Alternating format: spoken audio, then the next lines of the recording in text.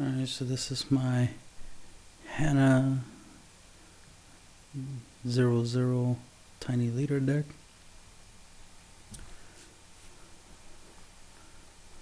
So, obviously my leader is Hanna Ship's Navigator.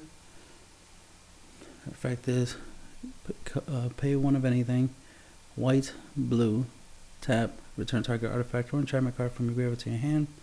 Large majority of this deck is artifact, of course, with some enchantments, so you'll be able to reuse these cards over and over again. Master of Ethereum. He's your big beater in the deck. Plus, he can help you power up your monsters, your artifact creatures. Master of Ethereum's power and toughness are each equal to the number of artifacts you control. Other artifact creatures you control get +1/+1. Since he's an artifact creature, you can add him back to your hand with Hanna's effect. Bottle Gnomes. He is an artifact creature. Sacrifice Bottle Gnomes to gain 3 life. You can obviously use this with Hanna's ability to add it back to your hand so that we can keep gaining 3 life every turn and be able to have a 1/3 blocker.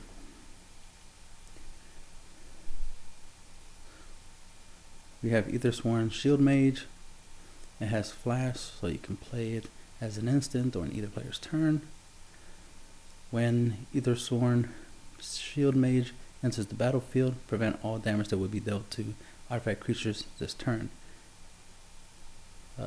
Shield Mage is an artifact creature itself, so it will be able to use the effect to protect itself from being dealt any damage that turn. And then of course they give it to your other creatures.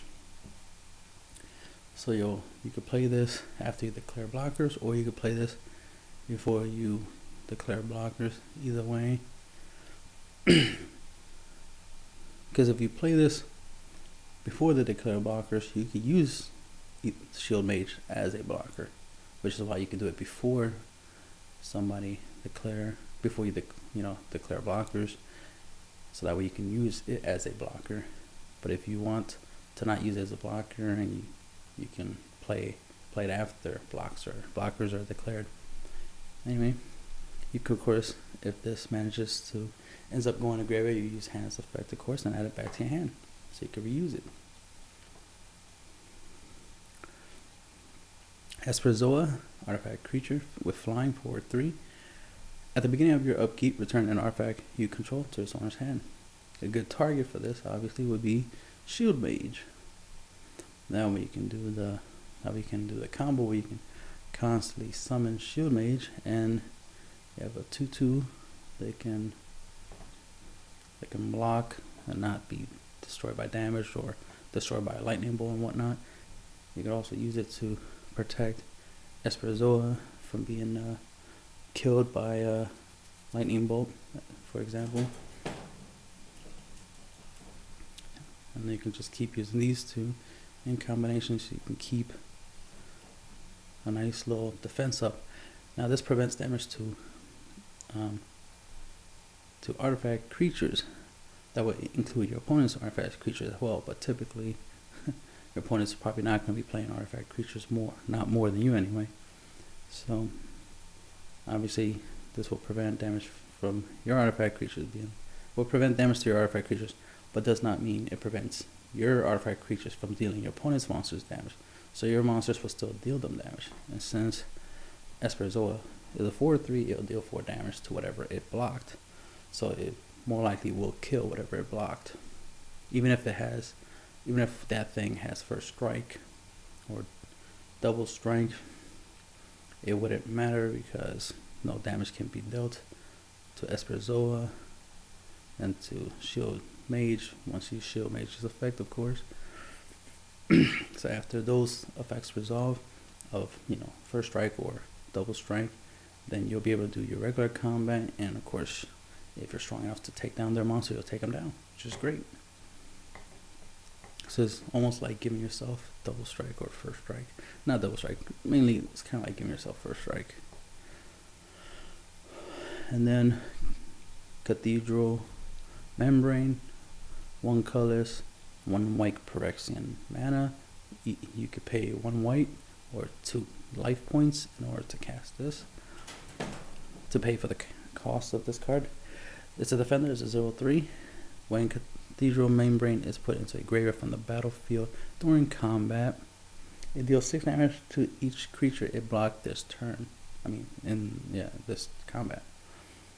So it's great for helping you take down some big monsters that have some pretty big toughness, and you can easily take them down if they manage to take you down. So if your opponent had a 4/4 and you block up this, you'll deal 6 damage to that creature. So you'll be able to take it down along with you. You're an artifact creature, so obviously you can add it back to your hand with Hanna's Ship's Navigator's effect.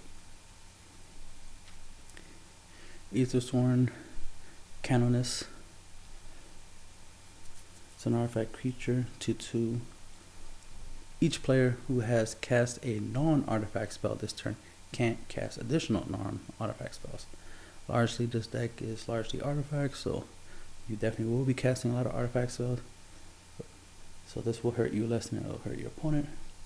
So your opponent, when they cast like a creature spell, for example, then they can't cast anything else after that.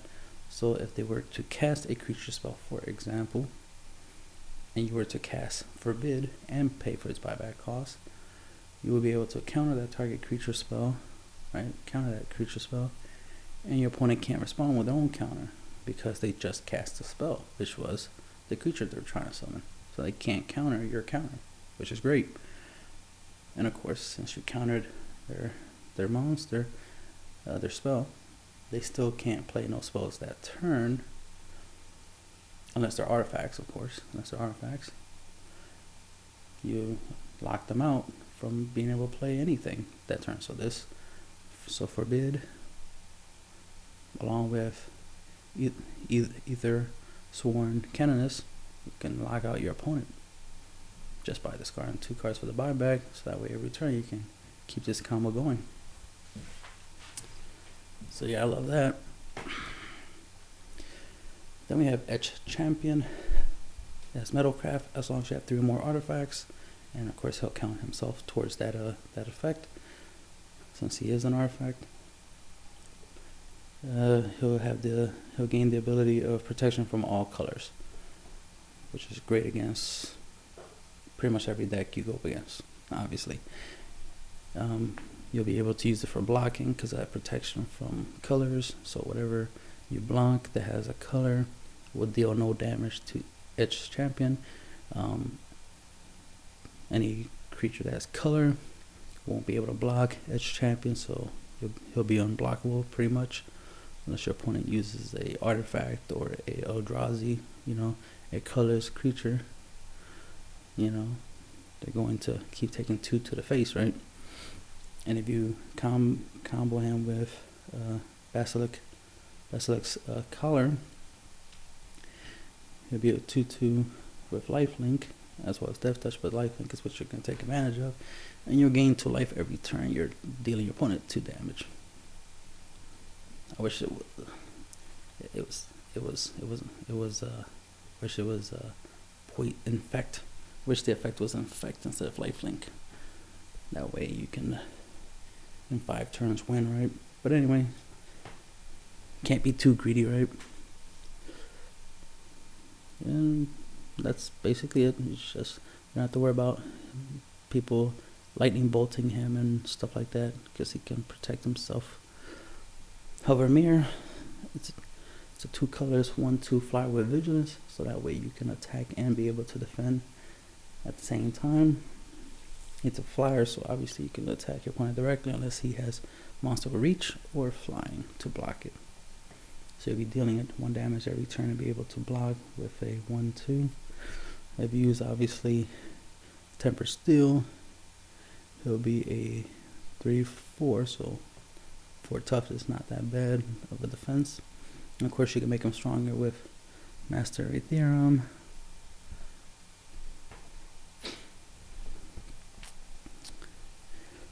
This is Necropede, 2 colorless, yeah, 2 of anything, 1/1 artifact creature with infect.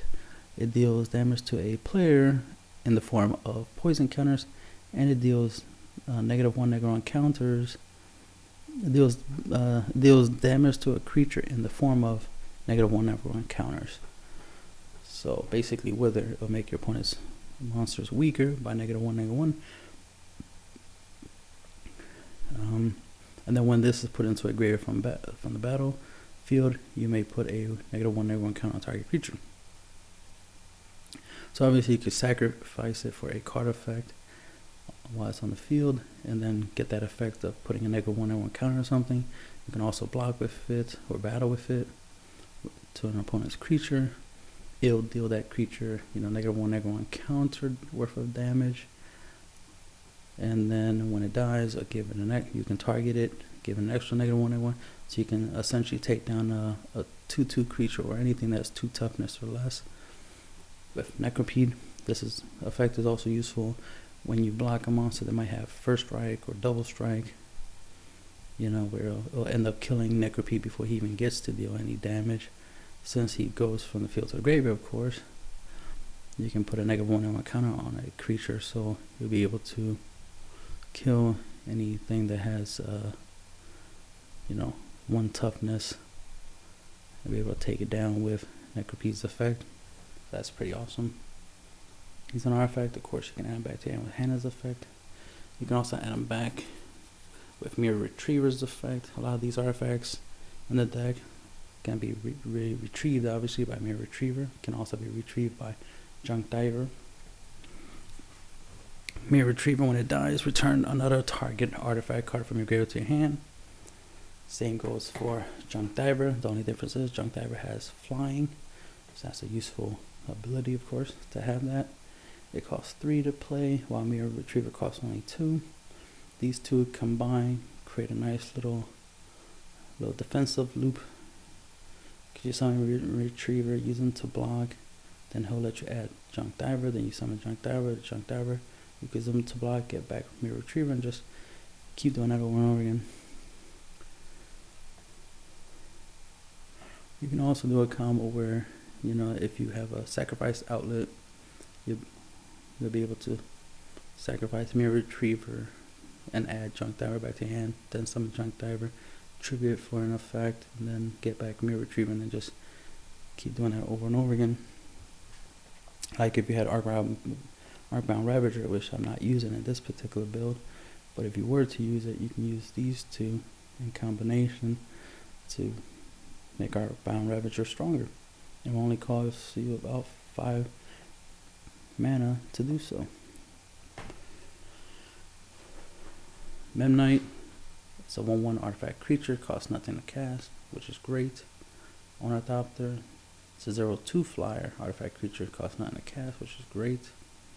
Phyrexian Walker, it's a 0/3 artifact creature, costs 0 to cast, which is great.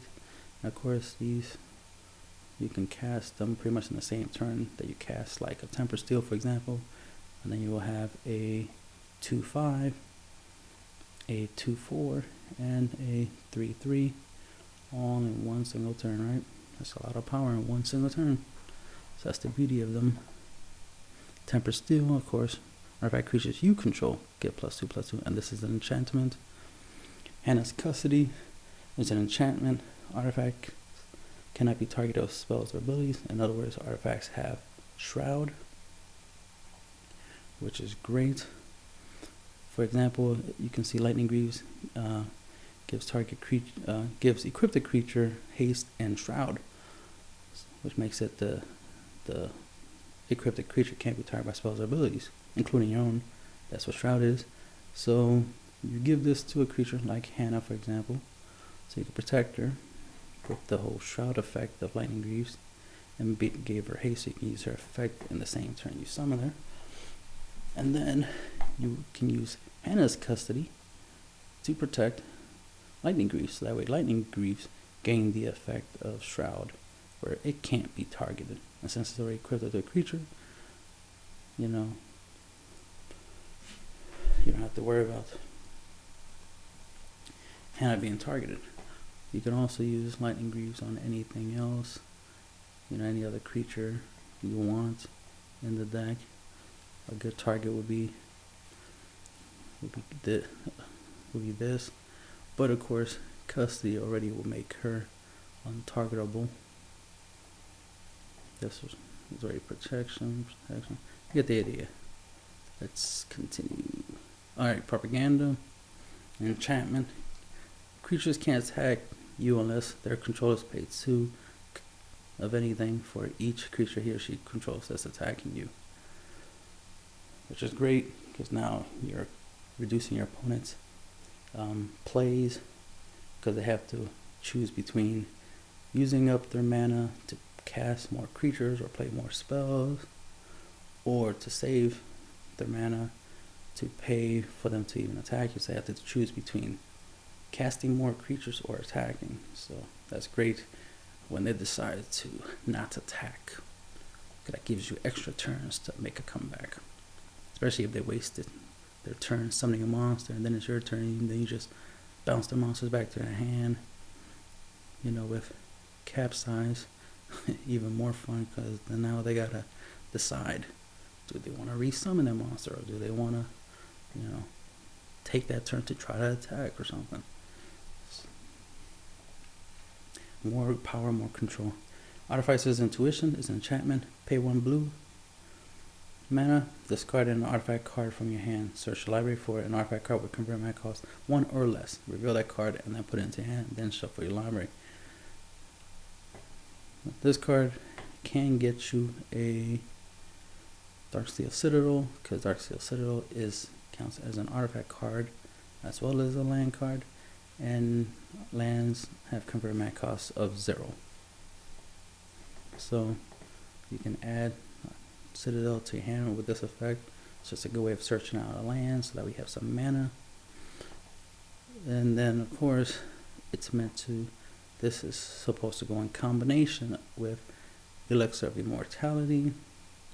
Of course, it can help you get your Basilisk Collar, your Aether Spellbomb, your Mox Opal, your Tormod's Crypt. It can help you get your Memnite, your Ornithopter, Pyrexon Walker. So obviously you can get a good amount of cards from your deck to your hand. But typically you want to get Elixir of Immortality, because Elixir of Immortality costs 1 to cast, 2 tap, 2 of anything, tap it, you gain 5 life. Shuffle this card, Elixir of Immortality, and your entire graveyard back to your deck and shuffle. Which is great. It's great for reusing stuff that were destroyed or just used up, like your sorcery cards. So obviously that's what you want to do. Since a lot of cards in your deck are 1 copy of, you want to use them more than once. This card's good for that. If your opponent destroys any of your non-basic lands, you can obviously use Elixir of Immortality, put it back into your deck, so that way you could try to use it again later when you draw them again. Forbid is your reusable counter spell. Obviously this is a control deck, so you gotta be able to counter. And of course I mentioned earlier that it combos well with Aethersworn Canonist. You pay 2 blue, 1 of anything to cast this an instant. It counters target spell. You could buy back it by discarding 2 cards when you cast this card. So as an additional cost to paying 2 blue and 1 of anything, you discard 2 cards from your hand. Typically you want to discard artifacts and enchantments, because Hanna's Ship's Navigator can add it back to your hand. Obviously you can discard anything, since you have Elixir of Immortality to recycle it, to recycle those cards. But typically you want to send stuff to a graveyard that you plan to add back to your hand with Hanna's effect. We have Capsize. 2 blue, 1 of anything. It's an instant. Has a buyback of 3.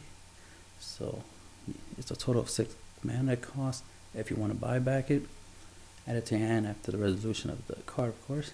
Return target permanent to its owner's hand. That includes land, so you can bounce your opponent's land back to your hand every turn by just paying 6 every turn.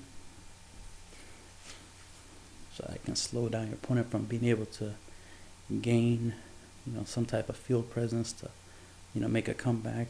So it can help you win.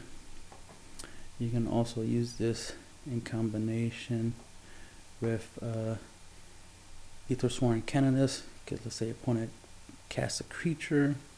Obviously, they can't cast anything else after that, and then you could just capsize that creature back to your opponent's hand by paying 6, and then they'll be wide open. So that way, Canonist, being a 2/2 creature that she is, can attack your opponent for 2, and then you could just keep doing that every turn, because your opponent's going to want to cast something. Most likely a monster, but you'll just bounce it back, so that sucks for them. You know what I mean? And then it's only going to cost you 6 mana in total just to keep that lock on. Spell Crumble. Counter target spell. If that spell is countered this way, put it onto the bottom of the opponent's library instead of putting it to the graveyard. Which is great if you want to avoid any flashback cards or any unearthed creatures. Just throw it right back to the bottom of your opponent's deck, and then you don't have to worry about it.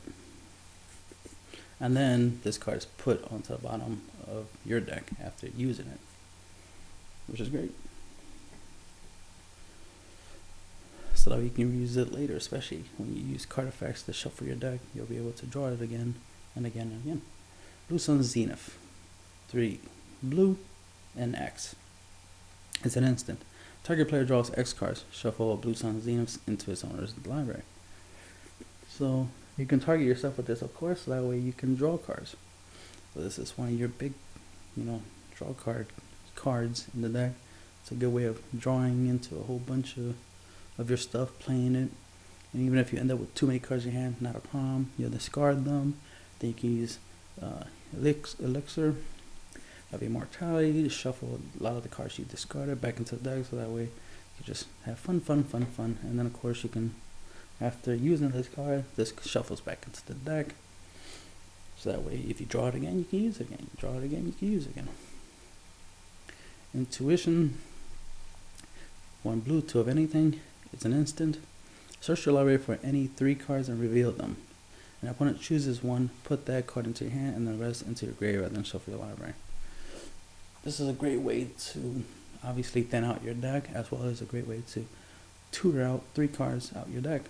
Since you have Hanna, any artifacts or enchantments that you added, that you took out your deck with this effect, you can add them back to your hand. So essentially, you just tutored out 3 cards. So it doesn't matter which card your opponent gives you, the other 2 you will still be able to add it back to your hand with Hanna Ship's Navigator's effect. With MicroRecords effect, if it was an artifact, creature, junk diver. So you get the idea. Fabricate, just another search card. It's 1 blue, 2 of anything. It's a sorcery. Search your library for an artifact card, reveal it and put it into your hand. Then shuffle your library.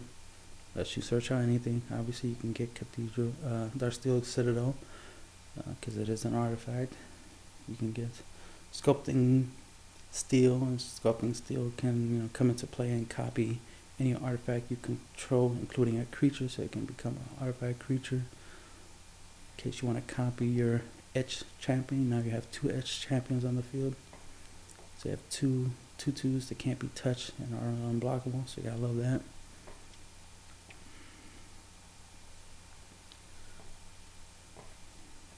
Of course, you can also copy your Master of Ethereums and have 2 big beaters on the field, and then they power each other up. They give +1/+1 to each other, so it's just a great card. Then we have Aether Spellbound, which can be searched out by Artificer's Intuition. 1 of anything to cast it. Pay 1 blue, sacrifice Aether Spellbound. Return target creature to its owner's hand. So this is basically, your bounce spell, your unsummon, as it were. And since it's an artifact, you can add it back to your hand with Hanna Ship's Navigator's effect, or Mirror Retriever, or Junk Diver. Obviously, right, recycle it to reuse it so you can keep bouncing stuff back to your opponent's hand. It is an artifact, so You can obviously combo it with either Sworn Canonist and have keep the fun going. So it'll kind of do the same thing the Capsize does. Just constantly keep bouncing, keep control of the field. And then you can pay 1 sacrifice either Spellbound to draw a card. So it could be a draw engine, because you use it to draw a card, then use Hanna's effect to add it back to your hand, play it again, and keep doing that over and over again. Basilisk's Collar, it's an artifact equip card. Pay 1 to cast it, pay 2 to equip it to a creature. Equip the creature has Death Touch and Lifelink, which is awesome. So giving this to any of your creatures, especially, you know, maybe your 0 casting creatures, give it to them, and now they have that Death Touch. You can even give it to your Junk Diver or your Mirror Retriever, so that way they have Death Touch, so they can kill pretty much anything. Also have Lifelink, so you gain life for dealing the monster damage, so you gain some life, as well as, you know, you'll get their effects once they die. Basilisk's artifact is an artifact equipped, so it'll stay on the field, so you can equip it to another monster afterwards, so on and so on. Now, the main thing to do with this card is great in general, because you could give it to, you know, Etched Champion and, you know, gain 2 life every turn by attacking.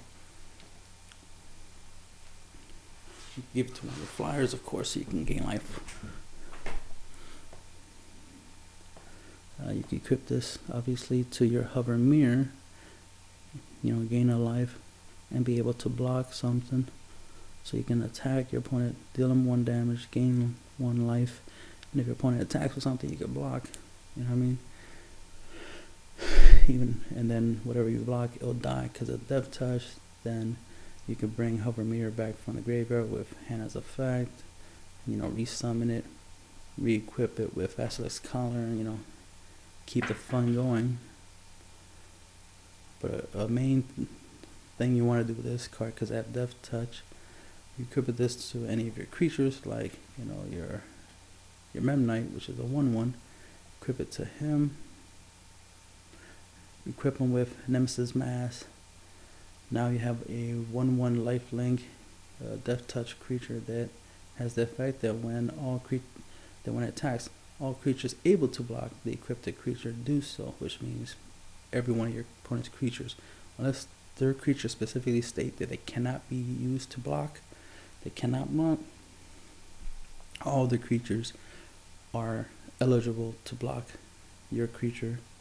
And since your creature has Death Touch, that's enough to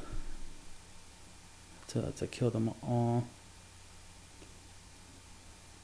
which is pretty great way of, you know, clearing the field as it were. Because even a creature that the thing about Death Touch, even a creature that if I'm right, don't quote me on this, but even a creature that has 0 power with Death Touch is still able to, you know, kill a creature, because the effect of Death Touch is it deals a creature, it treats the battle damage, you know, as it were the full damage. You know what I mean? It treats the fact that the monster battled with a monster and it dealt enough to kill the monster, so it counts as killing damage. So that makes it awesome in that respect. So I like the idea of combining these two, so I can kind of wipe out the field. But typically I will use Nemesis Mask with Master for Theorems, because he'll get really strong for all the artifacts I control, and that will help me, you know, wipe out my opponent's entire field. And that's if he has a pretty big field presence. It's very useful against a token generating deck, a deck that generates a lot of tokens. I can wipe out tokens with Basilisk's Collar and Nemesis Mask.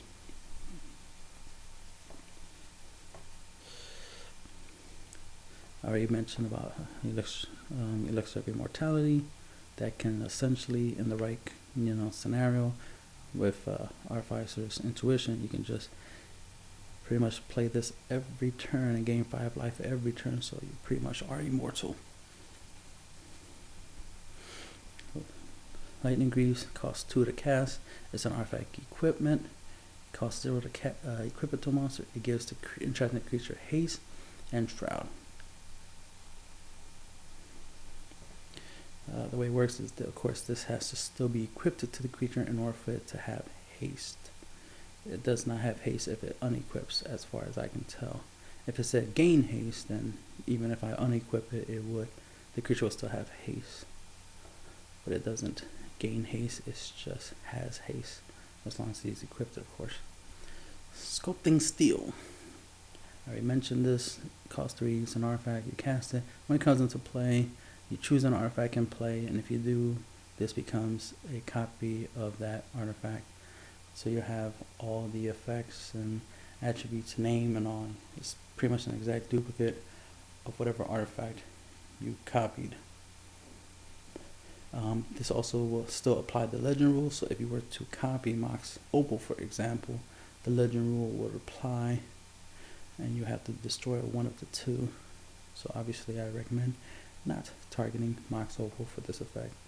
But anything else like Ingot, Pristine, Talisman, obviously another Master of Ethereum, so that we have 2 powerhouses on the field. Another Etch Champion, anything you feel that's, Bottle Gnome, whatever you feel that's useful. Maybe another Elixir of Immortality.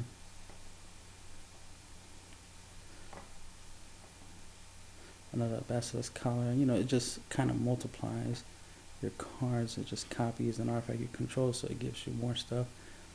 You can copy Darksteel Citadel, since it is an artifact, and it'll become a an indestructible artifact land.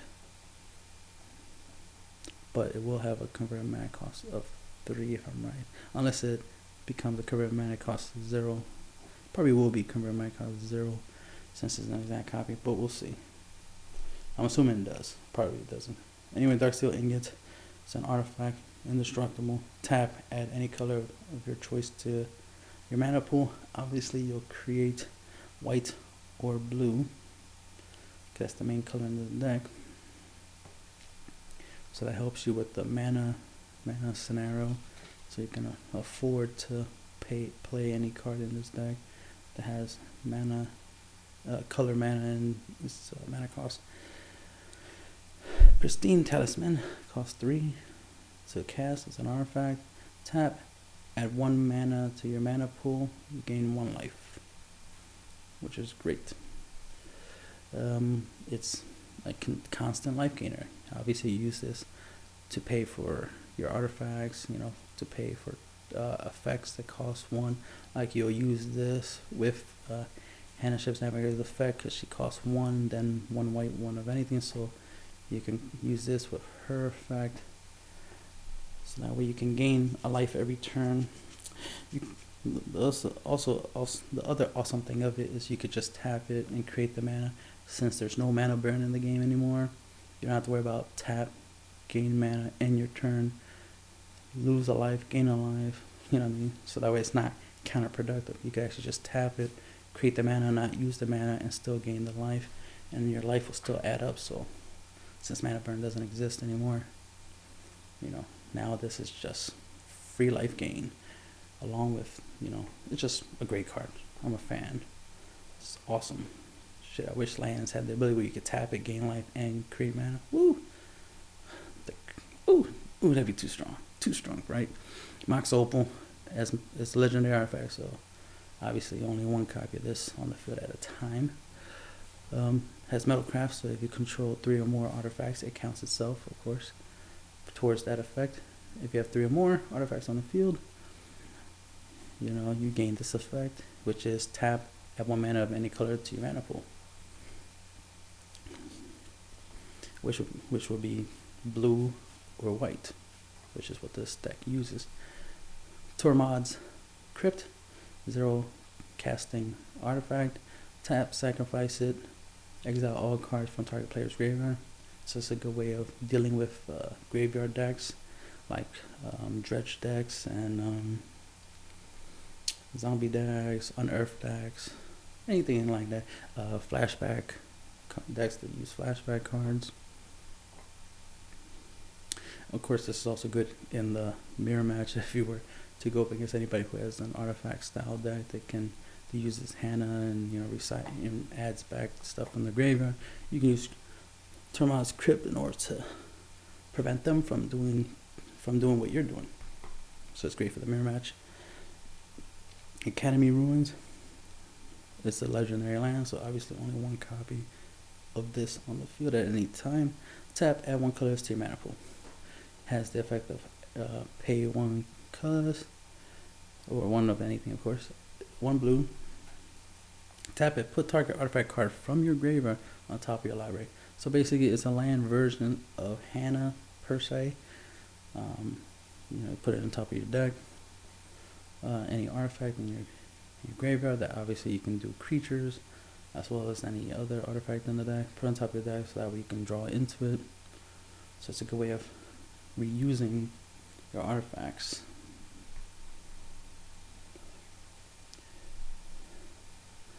Add a card waste. It creates 1 colorless mana, or it can add a white and blue, since those are the 2 main colors in this deck. The ability to make white or blue whenever you need it is great, and it's worth taking 1 damage since you got a lot of crazy life gaining cards in this deck, especially if you combo this card along with Pristine Talisman. You're essentially not losing no life, because this pays for this, which is great. Then we have Ancient Tomb. Tap, add 2 colors to your mana pool, and it deals 2 damage to you. I mean, it's worth taking 2 damage as long as you can get your ace cards on the field as soon as possible. Arcane Lighthouse, 1 colorless to your mana pool by tapping, or pay 1. Tap this until end of turn. Creatures your opponent controls lose hexproof and shroud and can't have hexproof or shroud. You know what I mean? You're already using shroud type effects for your creatures, which is great. But you definitely don't want your opponent to have those types of effects, because then it makes certain cards that you have, like Ether Spellbomb useless, or make your Capsize useless, since you won't be able to target their creatures that have hexproof and shroud. So obviously, having a land that can take that away for 1 mana is awesome. Celestial Colonnade. It comes into play tapped. You can tap it to add 1 white or 1 blue, which is great. And then you can pay 3 of anything, 1 white, 1 blue, until end of turn. Celestial Colonnade becomes a 4/4 white and blue elemental creature with flying and vigilance. It's still a land. It's a great card to summon in your opponent's turn, right? Turn this land into a creature, so that way you have more creatures, right? Turn it into a creature. It's a 4/4, which is great, so you can block with it. But also it's great, you could turn into a 4/4 creature because that's flying and vigilance. You'll be able to attack with it. You don't have to tap. In case your opponent has a card effect that destroys a tapped creature, at least it can't be destroyed because you're not tapped, which is great. And the main thing that it's a 4/4, it could become a 4/4 flyer. It's just great in general, just in case for some reason you're not drawing that many monsters, but you are drawing enough mana. He can double as a creature, which is great. Whenever City of Brass becomes tapped, it deals 1 damage to you. Obviously, you can combo this with Pristine Talisman so that we can gain that life back. And then, of course, you can add 1 color of any color to your mana pool, which would be typically white or blue. Command Tower. Since your commander or your leader is Hanna Ship's Navigator, and she has white and blue in her mana cost, you can use this to create white or blue. Darksteel Citadel is just an artifact land that's indestructible, and it creates 1 colorless mana. Mainly because it's an artifact, that's the main reason you use it. Gemstone Mine comes into play with 3 mining counters on it, which is great. You tap it, remove one of the counters, and add 1 mana of any color to your mana pool. And of course, if there's no more mining counters on this card, destroy it. So basically, has up to 3 use before it dies. But that's okay. You just throw it right back into the deck afterwards. You know, with Elixir of Immortality, and it's all gravy. The colors you would choose for this effect, of course, would be white and blue. Glimmer Void, at the beginning of the end step, if you control no artifacts, sacrifice Glimmer Void. Typically, you will control an artifact, so that won't be a problem. Tap, add 1 color of any color to your mana pool. You will add white or blue. Grand Colosseum. Grand Colosseum enters the battlefield tapped. It has the ability to tap, add 1 color to your mana pool, or tap, add 1 mana of any color to your mana pool, and it deals 1 damage to you. Of course, if you combo it with Pristine Talisman, you'll gain that life back, so it's almost like you took none. Mana Confluence.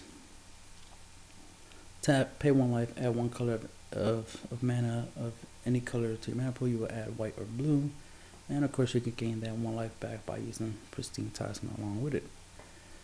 Then we have the Ursa lands. Ursa Mine, Ursa Power Plant, and Ursa's Tower. When you have all 3 of these on the field, you'll be able to add 2, 4,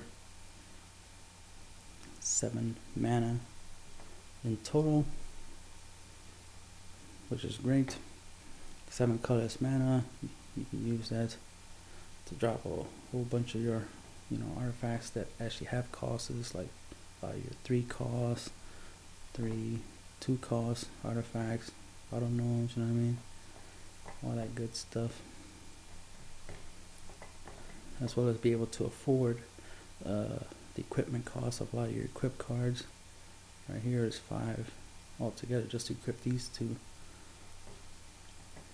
And that's the end of the deck profile.